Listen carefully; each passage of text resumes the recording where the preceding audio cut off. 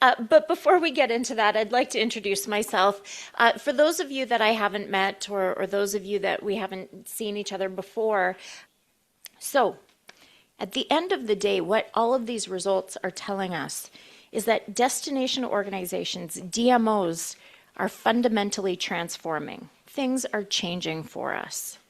I would encourage you to explain that to those leaders that you need to encourage to bring them along on long-term thinking. This is about the future, because if we are only focused on tomorrow, we know that our competitors are focused longer term, and so we need to be able to bring that to fruition. We need to bring that forward. And so I share this example with you to say that this idea of destination stewardship has been around for a long time. And what do I mean by that?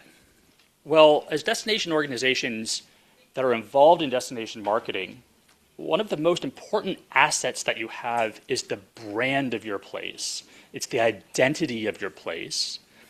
So again, those are just a few examples of initiatives or of projects which individually maybe are not a whole destination stewardship plan. However, start to give you opportunities to understand different initiatives that perhaps would make sense in the destination. And その地域連携というものをなんか幅を広げたというかそれを大きくしたような感じのものがなんかスチュワードシップという考え方になっているのかなというふうにちょっと感じたんで。DMO は地域の旗振り役だと言われてますけど、どちらかというと下から支えるようなお世話役なのかなと思っているところもありまして、いろんな立場の方、ステークホルダーいますので、DMO の役割も少し多様になってきていますし、より広い範囲でのお世話役になっていくということが大事なのかな。大変ですけどね、しっかり取り組んでいきたいなと思ってます。Yeah, maybe just some closing thoughts.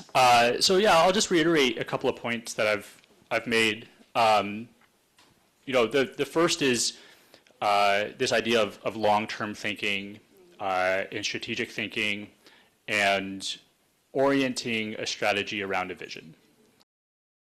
DMO としてあるべき姿が何なのかっていう部分で、ある意味姫路をなんとか世界一の観光地にするために、日本一じゃなくて世界一の観光地にするためにやってきたつもりです。